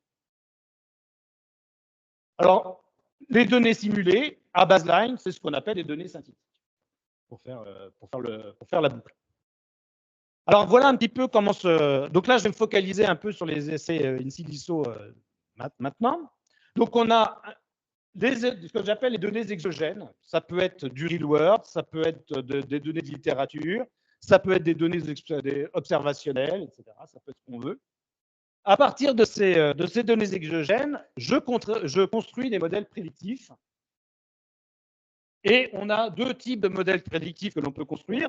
Un qu'on appelle le modèle de simulation de données à baseline, ce qu'on appelle des virtual baseline generators, qui nous construisent des patients virtuels. Et puis, on a des modèles de simulation de l'outcome, qu'on appelle des modèles d'exécution. En général, c'est des objets qui simulent la progression de la maladie pour ces patients. Alors, les problématiques de génération de patients virtuels, les problématiques mathématiques, ça doit être donc des modèles de génération de données qui doivent respecter les répartitions multivariées des individus. Donc, c'est une estimation de la distribution multivariée à partir de données disponibles ou d'avis d'experts. Les patients virtuels sont similaires, mais ce ne sont pas des copies des patients existants. Et ça permet d'explorer des zones pour lesquelles on a notamment peu de données. Alors, deux modèles de génération de patients virtuels. Il y a des modèles qui sont basés sur l'estimation à partir de données exogènes du processus génératif de données. Nous, par exemple, on a défini des modèles à partir de copules R-dimensionnelles. Bref. Et puis, il y a des modèles de génération de données à partir de réseaux de neurones antagonistes, donc à partir d'apprentissage machine. Alors là, juste un petit exemple, hein, à partir d'une base de données qui est disponible en accès libre. Donc, c'est la base de données sur le diabète des Indiens Pima. Donc ça, voilà, là, j'ai mis l'exemple de deux variables. Hein, je ne sais plus lesquelles c'est d'ailleurs, peu importe. Donc ça, c'est ce qu'on observe sur les données réelles. Et ça, c'est ce qu'on observe sur les données générées. Donc ici, ça a été généré par des copules deux-dimensionnelles. Donc on retrouve les mêmes distributions et les mêmes distributions jointes. la même corrélation. Donc, les données sont à l'identique, mais ce n'est pas les mêmes. Et puis ça, c'est la même chose en utilisant des GAN. Alors maintenant, la question qui se pose, c'est des essais cliniques, pourquoi faire déjà pour créer des nouveaux patients avec des caractéristiques identiques ou au contraire des caractéristiques différentes. C'est-à-dire, je peux aller me focaliser sur des individus particuliers. Alors ça, je vais y revenir après parce que c'est un point qui est très important. J'ai vu dans l'exposé d'avant qu'on confond les deux. Je pars en croisade.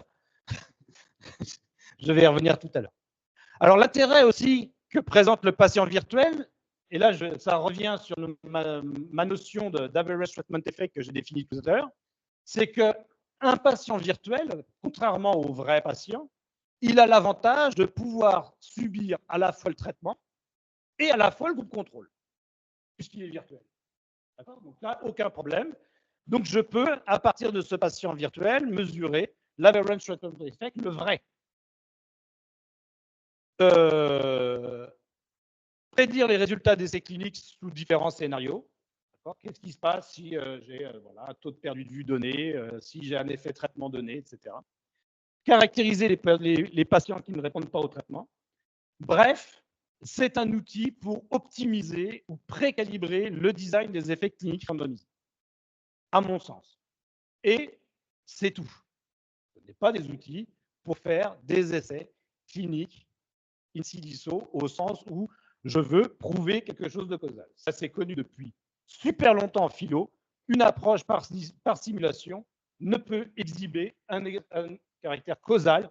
Ça n'illustre rien, ça n'explique rien, ça illustre. Alors, quels sont les enjeux des essais cliniques in silico?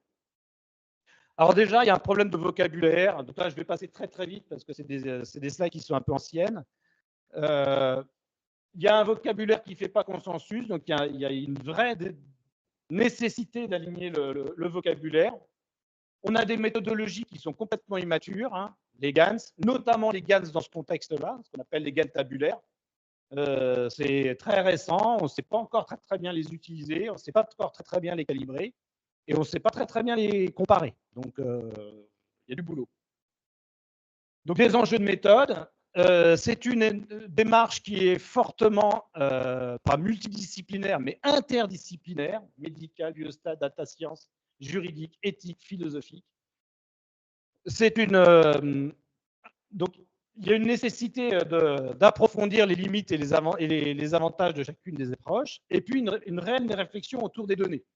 On l'a vu tout à l'heure, il y a toujours ce biais exploitation-exploration qui est caché derrière, donc qui est un vrai enjeu autour des données, l'actualité sur l'existence de données disponibles et les critères de mise à disposition.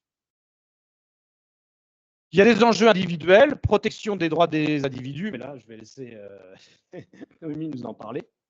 Moi, ce qui m'intéresse le plus, c'est un vrai questionnement sur la finalité de la simulation.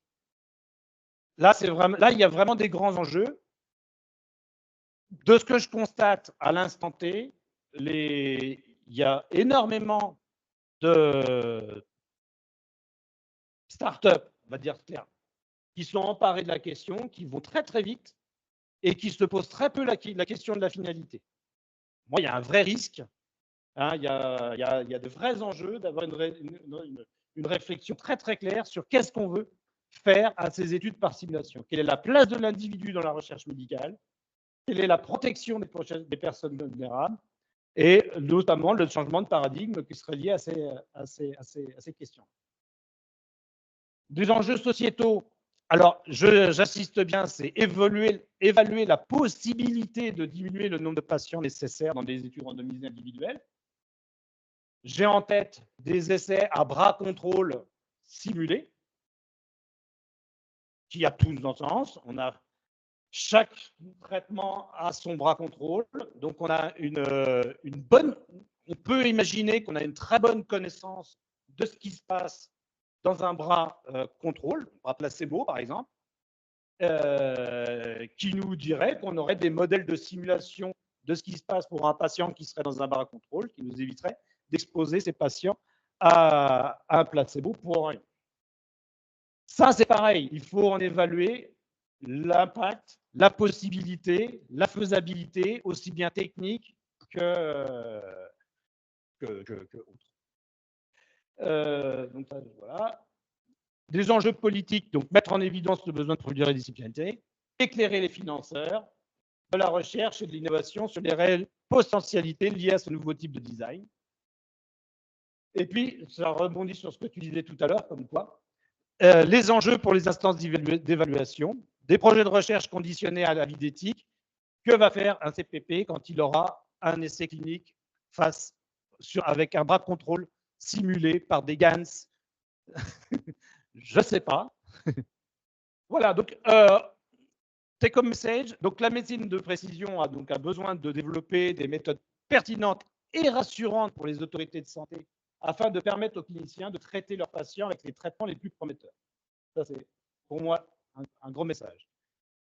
En ce qui concerne les essais in silico, est-ce que ça présente un gros, je m'interroge, potentiel d'application en santé, mais attention à la qualité des données, au recueil des données, à la gestion de l'hétérogénéité. Et j'ajoute un qui paraît important, c'est l'âge des données. D'accord? On a tendance, c'est une dynamique actuelle, à aller chercher des données. Et puis, comme on en a besoin de beaucoup, on va chercher des données de plus en plus anciennes. Mais les données anciennes ont-elles encore leur validité en 2024? Je m'interroge. Et puis surtout, la finalité des essais. Donc là aussi, ça demande une réflexion méthodologique majeure sur les biais. Et puis, on a vu, la liste des biais, elle s'allonge quand on plonge dans un environnement d'intelligence artificielle. À mon avis, et je partage, les essais planifiés doivent rester le standard pour l'utilisation des modèles explicatifs. Ça n'a rien à voir, je ne sais pas ce que ça fout là. Quand on me présente quelque chose, donc George Orwell, comme un progrès, je me demande avant tout s'il nous rend plus humains ou moins humains. Voilà, une citation en passant. Tout ça, on le discute dans un petit groupe qui ressemble un peu au village gaulois d'Astérix. Hein, il y a des gros groupes, il y a la Rome, il y a Rome qui se développe, voilà, avec des démarches très offensives sur les essais cliniques in. Et puis, il y a un petit groupe de Gaulois. Hein. C'est le Conscience Sources. On a un groupe sur LinkedIn pour essayer de discuter.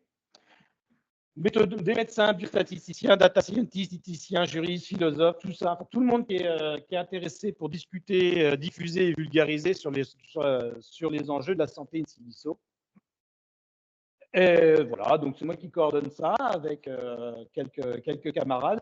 Et donc l'idée, c'est, donc on a fait nos journées il y a quelques mois maintenant. Ça a été très dynamique et vraiment très dynamique. Hein.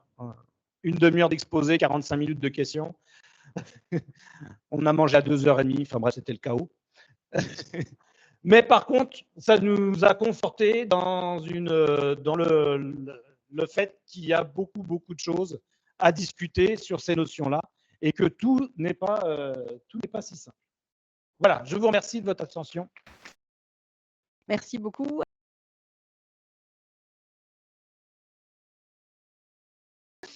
Et donc, merci de votre attention à Noémie, qui est de nos doctorantes dans l'équipe d'Emmanuel et qui va nous parler d'approche éthico-juridique ou juridico-éthique. Elle va nous expliquer des enjeux et risques des méthodes du numérique dans la recherche en santé. On est en plein dans le sujet, avec des exemples, notamment justement dans les essais in silico dont on vient d'entendre parler et les données synthétiques. Alors donc, c'est l'œil du juriste là-dessus. Noémie? Merci beaucoup. Déjà, merci de me donner la parole aujourd'hui. Et mon propos va poursuivre donc l'intervention de Claude Kirchner et Nicolas Savy, avec donc cette dimension juridique. Alors, approche éthico-juridique, c'était pour lier un peu les deux mots et pas avoir un titre encore plus long qu'il n'est déjà. Et en fait, ce sera plus un point de vue juridique, mais toujours lié avec de l'éthique, puisque ça poursuit mon travail de thèse qui mêle les deux dimensions et qui, à mon sens, c'est un sujet où on ne peut pas parler de juridique sans parler d'éthique. Donc, voilà un peu l'explication. Et je vais me focaliser sur les exemples des essais in silico et des données synthétiques, même si j'utilise d'autres méthodes dans mon travail qui sont des méthodes liées avec un peu les mêmes enjeux du point de vue du droit et de l'éthique. Donc, pour reprendre un peu le contexte qui a déjà été rappelé dans les deux présentations avant, ce sujet s'inscrit donc dans le numérique qui se développe dans notre société, dans la santé, dans la recherche. Et on observe qu'il y a un développement du big data, donc un très grand nombre de données, comme ça a été expliqué, avec cette mise en données du monde et de la santé, un développement des techniques qui permettent justement de stocker ces données et de les utiliser, et donc un accès qui peut être facilité, ou du moins des médecins et des chercheurs qui vont avoir accès de plus en plus de données, qui vont être confrontés à de la donnée, qui vont travailler finalement avec de la donnée, des données qui proviennent de sources très variées. J'ai fait une petite liste qui n'est pas du tout exhaustive pour montrer un peu toute la diversité des informations que les chercheurs peuvent avoir. Et à côté de ça, le développement de l'informatique et du numérique, donc dont l'intelligence artificielle, qui justement, ces deux penchants sont le combo qui font justement les méthodes dont on parle aujourd'hui. Et le numérique, en fait, se développe comme objet de recherche. Donc, on va étudier des systèmes d'intelligence artificielle, par exemple, pour améliorer le soin. Mais on a aussi le numérique qui va être développé comme méthode à part entière de la recherche et qui va permettre de venir nourrir la recherche. Et donc, c'est comme ça que j'étudie le numérique aujourd'hui.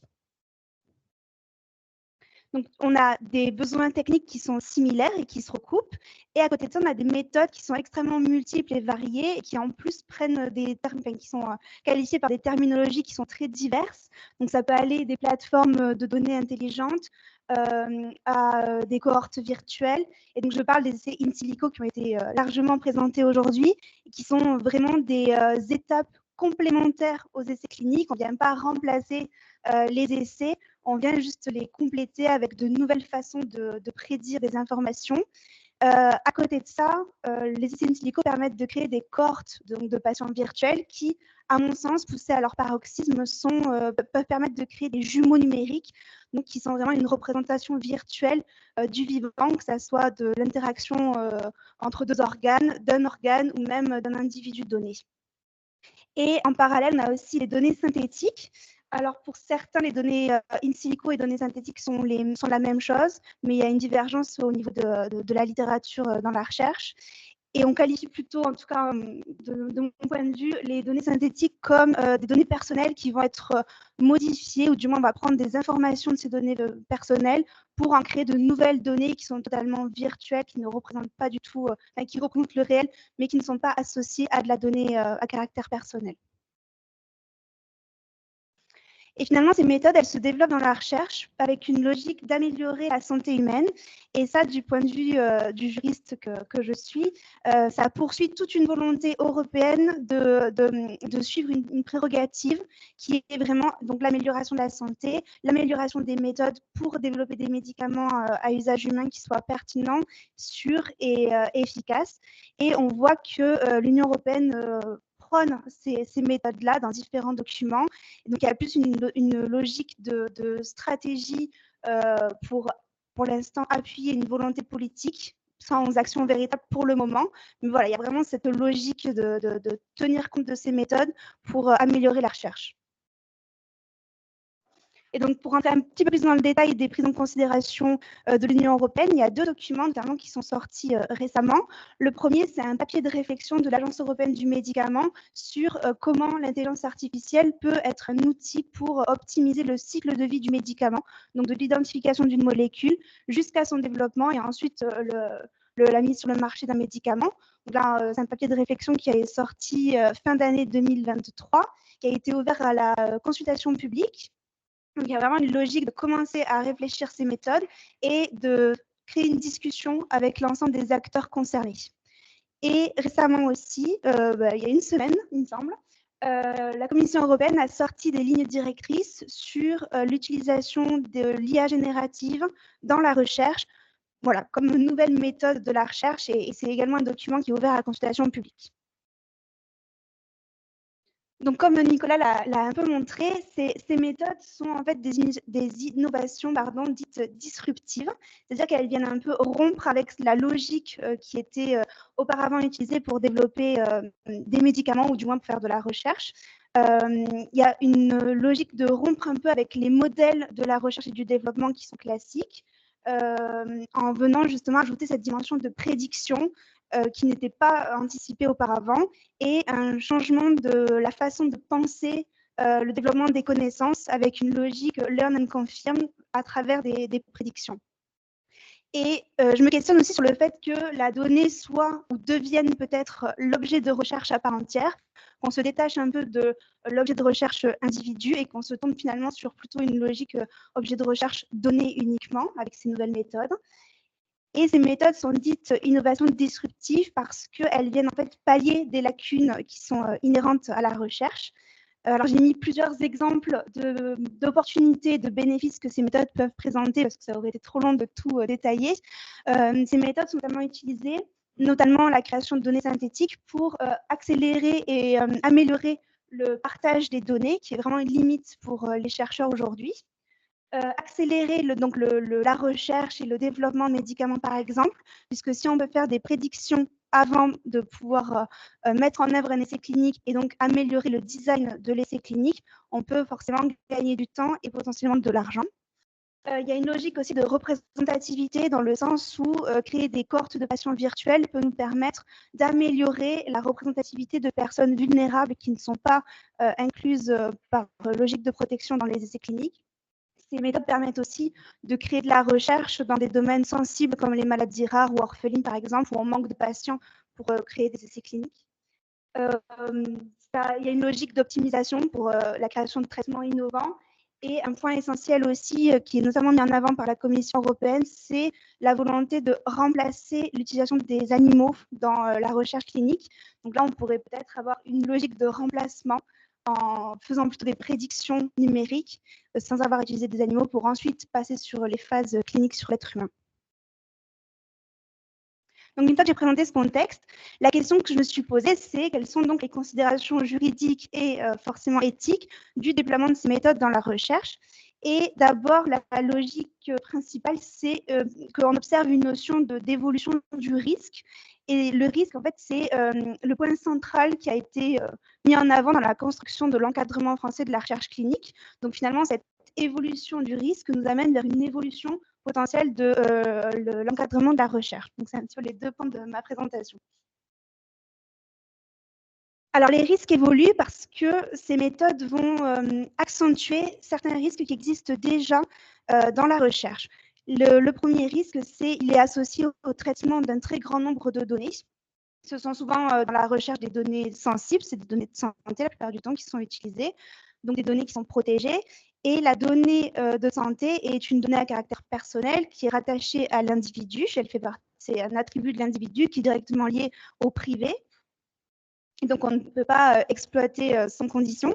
Et il y a toute une logique de protection des données personnelles qui s'est mise en place avec un encadrement spécifique, avec un règlement européen et une loi en France, qui s'inscrit dans une logique de protection de la vie privée. Et la vie privée est un droit fondamental qui est lui aussi protégé par différents textes juridiques. Donc, on a un renforcement de cette logique-là qui va venir s'accentuer dans la recherche clinique.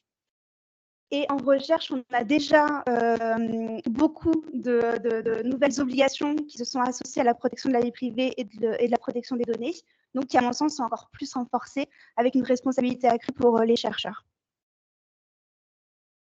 À côté de ça, le fait de recourir à de l'intelligence artificielle et à des méthodes de traitement informatique engendre de nouveaux risques cette fois-ci, qui sont liés au fait que ce sont des méthodes qui sont des processus décisionnels complexes, souvent des processus auto-apprenants, avec une limite dans les possibilités d'explicabilité de ces méthodes. Je pense notamment au système d'intelligence artificielle qui fonctionne via des boîtes noires, dont on n'est pas capable d'expliquer exactement le fonctionnement, les raisons de parvenir à un tel résultat.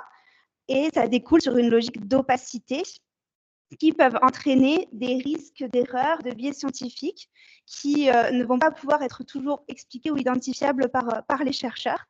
Ces risques peuvent être liés soit aux données qu'on va implémenter dans la méthode numérique, soit par la méthode numérique elle-même.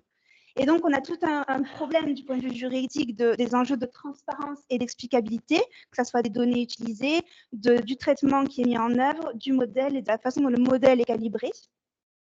Ces risques sont anticipés par l'encadrement européen sur l'intelligence artificielle qui est en train d'être mis en place, adopté en Europe, avec une logique et un principe de transparence qui est extrêmement mis en avant, avec une volonté évidemment de réduire justement ces risques liés aux enjeux de fiabilité et de confiance. Mais finalement, dans la recherche, ça pose quelques questions comme comment être vraiment sûr que les données qu'on va utiliser et les prédictions numériques sont vraiment fiables pour monter un projet de recherche et pour ensuite développer un traitement, et quelle valeur donner et quelle validité accorder aux preuves dites in silico ou aux données synthétiques utilisées dans la recherche. À côté de ça, il y a d'autres biais qui sont présentés, donc Nicolas en a parlé, ce sont les biais discriminatoires, qui sont des biais de représentativité et qui, moi, du point de vue du droit, m'intéressent particulièrement puisque la discrimination est un enjeu essentiel du point de vue juridique. Et je me dis que si finalement on a des méthodes et des résultats qui sont biaisés, on va peut-être reproduire des biais discriminatoires dans les résultats des recherches et ensuite créer des discriminations dans l'accès aux soins et donc mettre à mal la santé humaine. Et c'est une considération qui a été prise en compte par le Conseil de l'Europe, notamment dans 2 documents, où le Conseil de l'Europe met bien en avant le fait que l'intelligence artificielle et le numérique présentent des biais discriminatoires et peut créer des discriminations. Donc, un enjeu essentiel à prendre en compte, puisque dans la recherche, on a vraiment une nécessité de garantir un haut niveau des données qui sont utilisées et un haut niveau des méthodes qui sont utilisées. Donc, il faut vraiment une pertinence de la méthode. Et ça entraîne forcément un enjeu de validité des méthodes qui est évalué par des comités. Et le règlement sur les médicaments, règlement européen sur les essais médicaments rappelle qu'il est essentiel que les essais cliniques génèrent des données qui soient fiables et robustes. Or, je me dis que si on utilise des méthodes qui peuvent présenter des biais, on n'est pas forcément dans le cadre réglementaire exigé. Donc, je parlais d'une évolution de la notion de risque, parce que dans le contexte de la recherche, on a un risque qui était associé au fait qu'on incluait des patients, des personnes physiques dans la recherche, donc un risque pour la protection de l'intégrité physique, qui finalement a évolué vers un risque pour la protection de la confidentialité et du respect de la vie privée, avec le fait qu'on inclut de plus en plus de données dans la recherche, et maintenant peut-être un risque de représentativité, si on se met à créer des cohortes de patients virtuels, à utiliser des données synthétiques, et donc une logique de recréer des informations réalistes, notamment dans le secteur de la santé qui nécessite d'avoir des informations absolument sûres et très représentatives, notamment pour les personnes vulnérables, et une logique de robustesse, d'exactitude des données qu'on utilise et qui vont découler de la recherche. Donc voilà un peu ce mouvement de la notion de risque que j'identifie. Plus largement, donc là c'était plutôt des risques pour les individus et pour la validité de la recherche. Plus largement, il y a d'autres risques qui peuvent être identifiés, notamment pour les chercheurs en particulier, et qui peuvent peut-être limiter la recherche. Tout d'abord, c'est un peu ce qui a été évoqué dans la discussion tout à l'heure. Ces méthodes, ce sont des méthodes qui sont développées par des startups souvent. Du moins, il faut au moins un industriel qui maîtrise l'informatique et les systèmes d'IA, par exemple, pour développer ces méthodes. Et je me demande si tous les chercheurs ou toutes les institutions de recherche pourraient avoir accès à ces méthodes-là. Et si ce n'est pas le cas, est-ce qu'il ne risque pas d'y avoir une sorte pas vraiment de discrimination, mais un décalage entre les chercheurs qui auraient accès à ces méthodes-là et qui pourraient aller plus vite dans leur recherche et d'autres chercheurs qui n'auraient pas accès à ces méthodes, et du coup un frein pour la liberté de la recherche alors qu'elle est garantie par le droit. Il y a aussi toute une logique de secret des algorithmes, de secret de fabrication, et ça c'est un point qui a été soulevé par les comités de protection de la personne. S'ils doivent évaluer des recherches qui utilisent de l'in silico et des méthodes d'intelligence artificielle, ils doivent avoir accès à tout le fonctionnement de l'intelligence artificielle, pourquoi elle a été créée, comment, quelles données sont implantées, etc. Et ça, c'est des notions qui peuvent faire partie du secret industriel. Et évidemment, ces méthodes ont un coût financier considérable, donc qui doivent être pensées aussi. Et enfin, un autre point d'attention, c'est la vulnérabilité gnoséologique, qui est en fait une vulnérabilité qui va être associée à la production de savoir. Et je me pose la question des chercheurs et des évaluateurs de la recherche qui vont être confrontés à des méthodes qu'ils ne maîtrisent pas. Et je me demande comment les chercheurs peuvent vraiment mettre en place ces méthodes et comprendre l'intérêt de ce déploiement dans la recherche et comment, ça a été évoqué, les évaluateurs de la recherche peuvent évaluer des méthodes qu'ils ne comprennent peut-être pas forcément et dont on n'est pas capable d'expliquer les résultats. Donc voilà, c'est une logique d'appropriation, de formation et de bonne utilisation de ces méthodes. Et un dernier aspect, c'est les risques plus collectifs. Donc, tous les risques que j'ai un peu évoqués sur la discrimination, sur les risques pour la santé individuelle se retrouvent aussi par rapport à la santé collective. Il y a toute une logique de garantir un bénéfice sociétal de l'utilisation de ces méthodes, un accès équitable aux produits de santé et surtout un accès équitable aux bénéfices du numérique. Et évidemment, une dimension aussi environnementale, puisqu'on commence à se rendre compte que l'intelligence artificielle a des impacts sur l'environnement. Donc, et il y a toute une réflexion sur l'impact environnemental de la recherche. Donc, est-ce que développer ces méthodes, ce n'est pas accentuer aussi les risques pour l'environnement? Est-ce que c'est parce qu'on est capable de faire ça qu'il faut forcément le faire? Est-ce qu'il faut tout le temps le faire? Voilà, toujours une idée de questionner le bien fondé d'utilisation d'une méthode.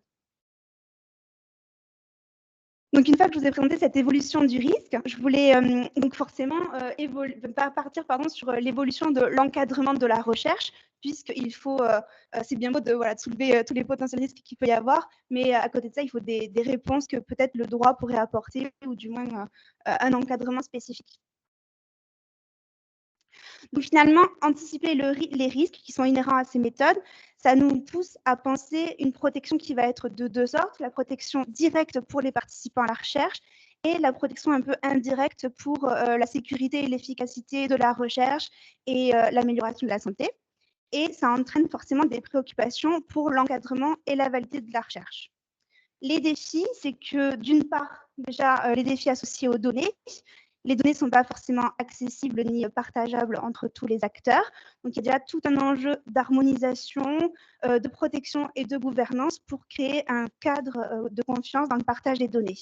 À côté de ça, on a aussi des défis associés aux méthodes du numérique, qui sont des obstacles de collaboration, des obstacles techniques, Nicolas en a parlé aussi, et des obstacles de connaissance et de formation pour que la majorité des acteurs puissent vraiment se saisir de ces méthodes. Face à ça, l'Union européenne a tenté d'apporter pas forcément encore un encadrement, mais au moins un soutien aux acteurs qui est encore un peu limité. Déjà parce qu'on a des problèmes de qualification. Par exemple, la Commission européenne s'est saisie des enjeux des données synthétiques, mais en parle de manière un peu disparate, sans forcément porter une qualification sûre. Donc, en tant que juriste, si on n'est pas capable déjà de qualifier une méthode, c'est extrêmement compliqué de venir poser un cadre réglementaire ou du moins normatif dessus. Et par rapport aux essais in silico, par exemple, la Commission européenne a essayé de se saisir aussi de ces enjeux-là, avec un groupe de travail sur la modélisation et la simulation qui, en 2018, a publié des lignes directrices pour accompagner les méthodes de modélisation et de simulation PBPK. Mais très rapidement, ces lignes directrices ont été largement critiquées par les acteurs de terrain parce qu'elles ne sont pas assez précises, elles sont beaucoup trop ciblées sur une seule façon de faire de la modélisation et de la simulation et donc techniquement pas applicables en fait. Et depuis 2018, on n'a pas eu forcément de documents d'accompagnement concret. Donc, on se rend compte que les législateurs sont peut-être un peu limités dans ce sens. Du point de vue du droit, le problème qu'on rencontre, c'est que ces méthodes, en fait, elles sont à la croisée entre plusieurs encadrements qui sont distincts et qui se développent un peu en silo. Donc, en fait, c'est des méthodes qui s'inscrivent dans la recherche clinique. Donc, on a tout l'encadrement associé à la recherche clinique qui s'applique. À côté de ça, on a tout l'encadrement associé à la protection des données, puisque forcément, comme je l'expliquais, on traite des données à caractère personnel. Et encore à côté, on a tout un encadrement sur le numérique et l'intelligence artificielle qui est en train de se mettre en place. Et donc, on se rend bien compte que c'est extrêmement difficile d'articuler ces encadrements-là. Et on peut imaginer que des chercheurs qui se retrouvent face à ça peuvent être un peu perdus avec cette espèce de millefeuille juridique. Et donc, absence d'articulation, donc un flou qui limite considérablement les méthodes, enfin, le développement des méthodes. Les points sur lesquels on peut insister, c'est que dans tous ces documents, tous ces textes réglementaires, on a quand même l'aspect droits fondamentaux, l'effectivité des droits fondamentaux. qu'on retrouve dans les différents textes et qui sont essentiels dans la recherche.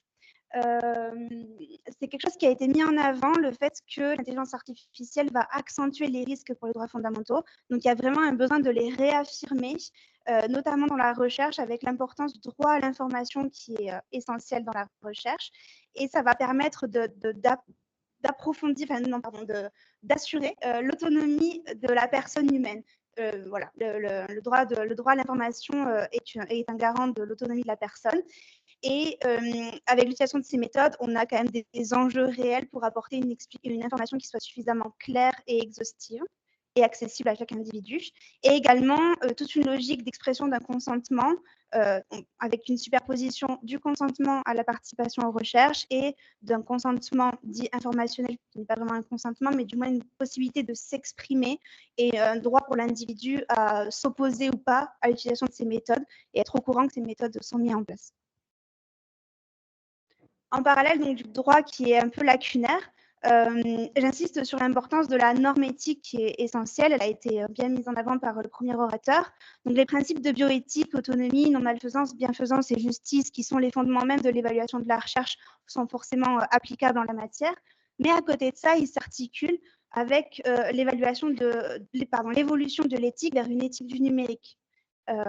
Qui est largement mis en avant dans différents textes. Je ne vais pas approfondir puisque ça a déjà été évoqué dans la première présentation, mais il est essentiel de considérer donc ces principes éthiques qui évoluent avec peut-être de nouveaux enjeux qui vont venir accompagner l'évaluation de la recherche et renforcer évidemment l'éthique procédurale, donc la mise en œuvre concrète de ces principes dans l'évaluation de la recherche.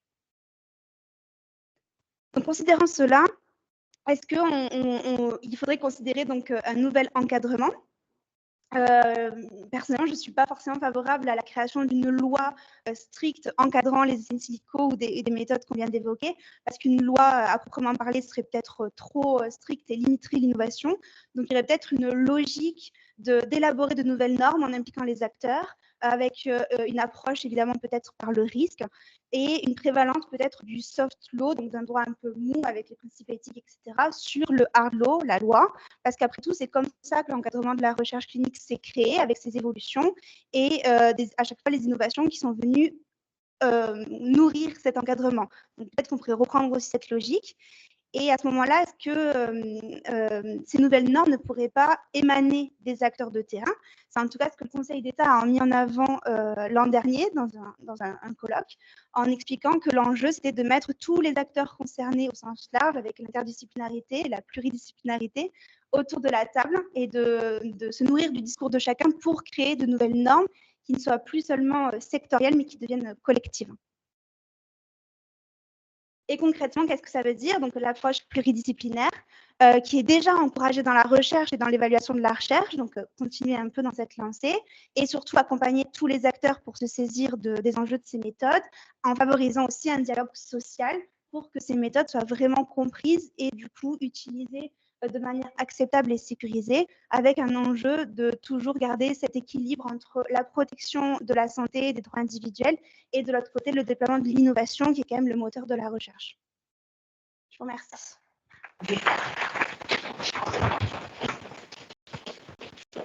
Merci beaucoup, Noémie. Alors donc, on va clôturer l'atelier sur ces réflexions et on remercie beaucoup toutes les personnes qui étaient en ligne et qui ont écouté, peut-être auront des questions pour le prochain volet de l'atelier qui est le 25 avril, c'est ça? Oui. Donc, si vous avez été intéressé aujourd'hui, vous êtes cordialement invité à continuer le 25 avril puis le 6 juin. Et merci beaucoup à tout le monde.